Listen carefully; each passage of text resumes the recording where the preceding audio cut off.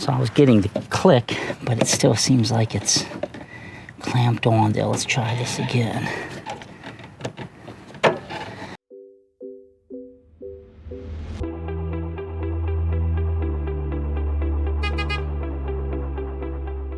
Hey, it's Jason with Jams.net, cars, DIY, and adventures, and I'm here with my 2012 Fiat 500C. I've had this Fiat since new, so I've had it 13 years, having bought it in 2012. I remember when the Fiats came back to America, they had that super cool commercial with them all driving out of the Atlantic Ocean up into the East Coast and going into the United States, and we said, we gotta have one of these Fiats.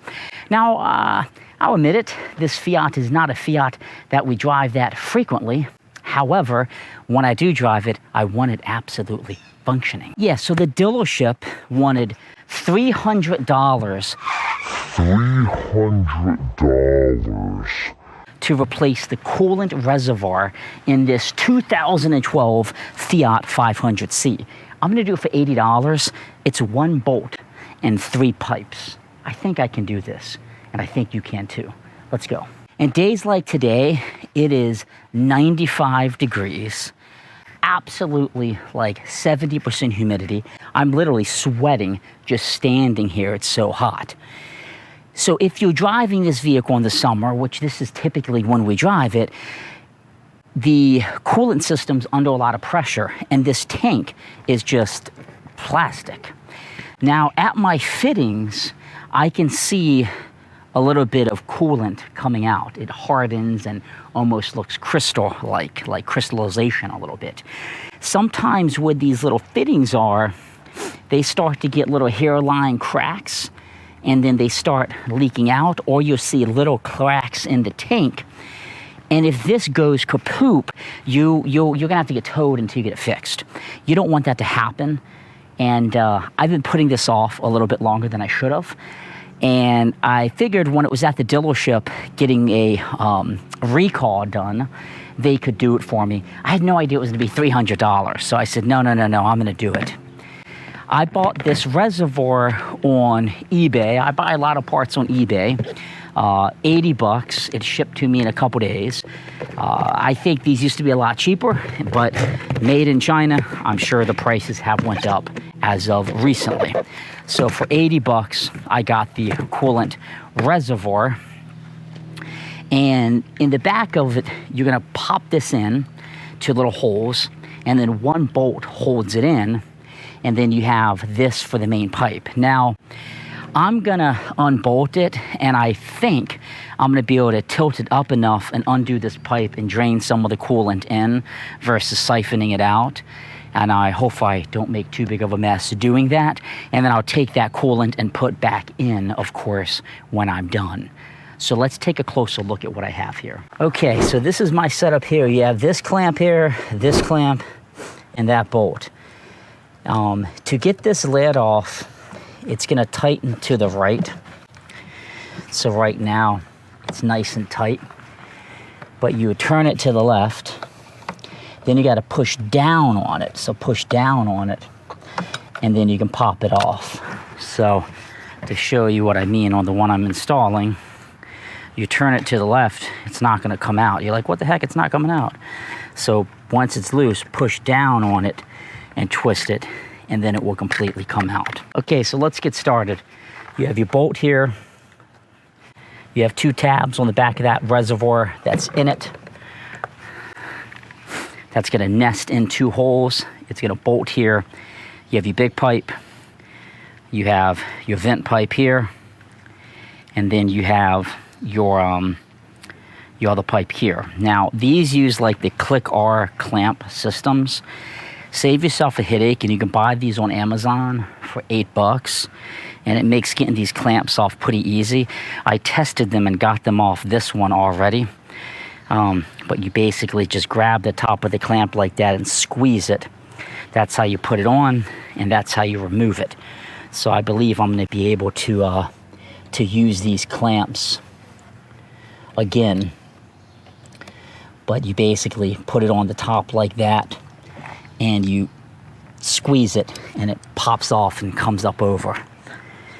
So I have my socket with an extender hooked to a 10 mil bolt just so I can clear everything. It is a 10 mil. So loosen this bad boy up. So that is 10 millimeters to get out. Put your hardware somewhere safe. I'm gonna put this back on nice and tight because I'm gonna pull it out and then drain it. See how I pushed it down? It's nice and tight. That tilts back and it's gonna come out like so. So, take a picture just to remind yourself exactly what it looks like. I just did that just in case anything gets weird. I have a photo. This is just gonna slide right off.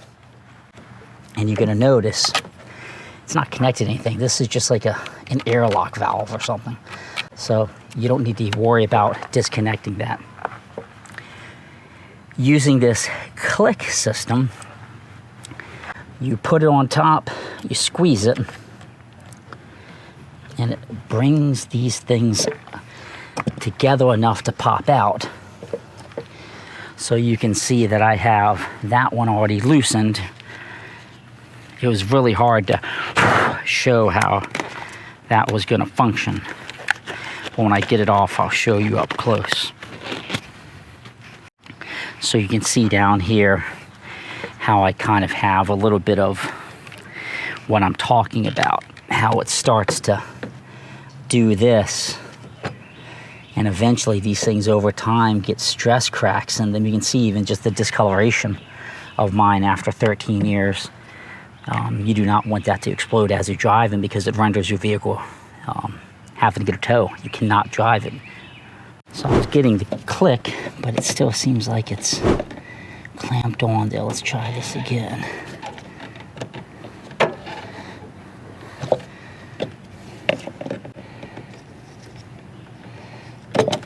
All right, popped up. There we go.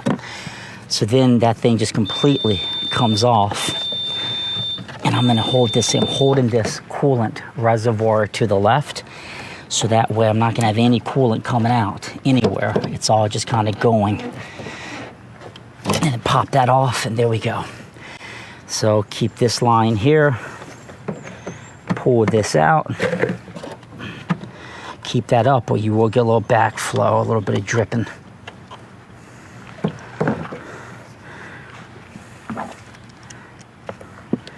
Let me just put something in here to keep it from going down.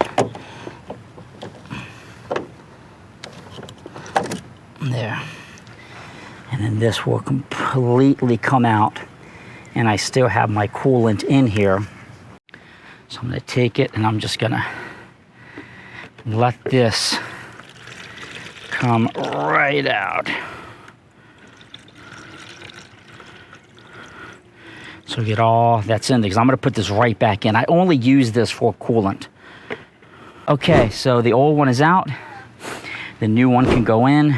These little tabs here are gonna go right in the holes. Let me actually show you the holes real quick. So if you look here, you have these little holes that they just kind of slide in the bolt, and then you have your lines that you hook back up. All right, so take it, put these right back in the little holes. That's gonna line up right there. Put your 10 mil bolt back in.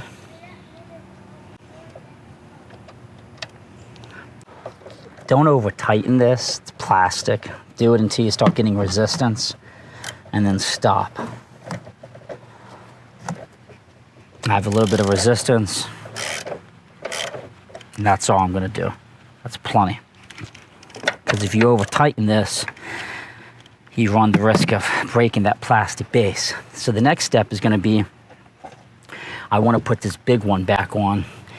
So I probably should clean this a little bit. Let me get a towel to just clean some of that grime off. Inspect your line. I don't have any cracks. It still has plenty of softness to it. It's not like it's brittle, because if you have to replace a line, it goes all the way down, which means you got to actually pull all of this out. But it all looks pretty good to me, and I haven't had any coolant leaks. All right, so it's going to pop on just like so, and then you're going to want to take your tool here, put on the outside of the metal. So you basically going to put it on this side here. This is a small one just to show you. But put it right here, and then you push it down, and you can see it starts to go over. So you can see it starts to push it over that metal. And it goes up over this and clamps and clicks in effectively. So then I'm going to put this on. Some people replace them and put hose clamps on. I wanted to try to keep this with these CLIC R clamps clicked on, because it does a really good job on it. So you heard that click. It went on. Same on this side. Take this, scooch this back, pop this one on. And if you're like, man, I don't remember how far it went up, or I don't remember anything, just pull out your cell phone and look at that photo that we took.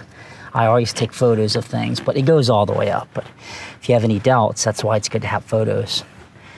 And then want to go ahead and do the same on this. Put it up here on that side, and it clamps. This one doesn't click as much. It's on. I can see it's clicked over, but it doesn't do that click. Just give it another little push. Yeah, it's definitely on. So that is installed. So then what you can do is you can loosen this up, take off your cap, loosen it, push it down, and with this hooked up and with this hooked up, this came already on it. It's just like, I think it's like a vacuum or something for pressure. I honestly don't know a ton about these systems. I'm not a mechanic. If you're a mechanic and watching this, cringe at all I'm doing or appreciate what I'm doing. But then I'm going to put the coolant that I took out back in. So I've gotten most of it all out, and then I'm just going to be absolutely certain. Yeah, I mean, there's nothing in here. It's completely empty. Maybe just a few drips. So that's the old reservoir. I'm going to actually just recycle that. And then you can put your coolant back in. Now, this should go right up near that cold fill line right here.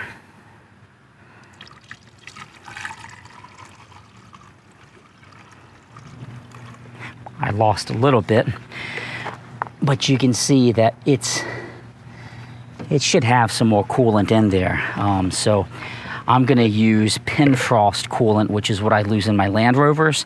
It's a 50-50 mix because I just need just a little tiny bit in here. You always want to use the same color coolant that's in your vehicle. I'm using, this is German, from Germany. It's German technology, Pinto Frost. This is a very expensive one that I use in all of my Land Rovers.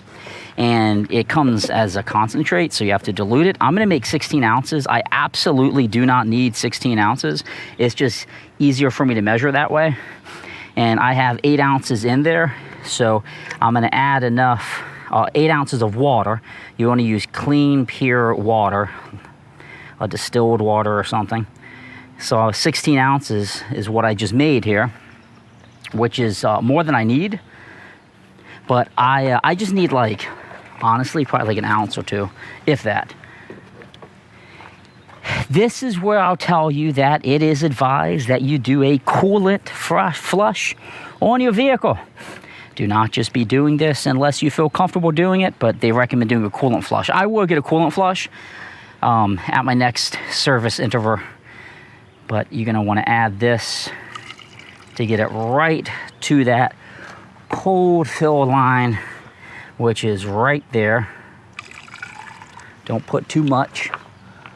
And I'm on a little bit of a slope here, so I want to take that into account. You can see I used maybe 4 ounces or so. and it put me exactly where I need to be, which this is the cold fill line. That is where you want it because the vehicle is cold. So take your funnel out, put that somewhere nice and safe. To put your cap back on, put it on, push down and tighten. Nice and tight. You're gonna feel like this little metal thing is loose, but that's just kind of like the thing to get underneath. But there's little ribs on the cap that you have to push it down to get under. And then to take it off, it would be the same thing. Push it down and go to your left, off. This here is gonna go on that side where this opening is. And see, it won't go on unless you push it down. So apply that pressure and then tighten it on. Well, that, my friends, is how you replace the coolant reservoir. $80 is what this cost me. I bought it off eBay. I'll put a link to the one I bought, and it has a part number and whatnot on it. But that's how you replace it on a 2012 Fiat 500C multi-air and engine, which is in a lot of Fiats and other Italian manufactured modern day cars. That's how you would do it. Save yourself a bit of cash. Start to finish, this saved me a lot of time. $8, the CLIC R tool. Definitely glad I had this. But start to finish, this whole process took me, I would say 10 minutes. Videoing it, and the length of this video is a lot longer because I explain things step by step. But now I'm just going to go ahead and start the vehicle and make sure everything's okay. It's brutally hot today, so I'll know pretty darn quickly if I have any issues. Make sure your cap's on tight, all these on tight. Not too bad. This is Jason with jams.net, cars, DIY, and adventures. If you watch this video, give me a subscribe. That's kind of like a thank you if it helped you. Or if you're intrigued by other DIY repairs and things we do on our car collection, you might like this channel. I post a new video every Sunday at 6 p.m. and then every other day a quick short video. I hope you enjoyed this, and I really hope you follow our journey and give me any comments or any advice that you have. Have a great day. Thanks for watching.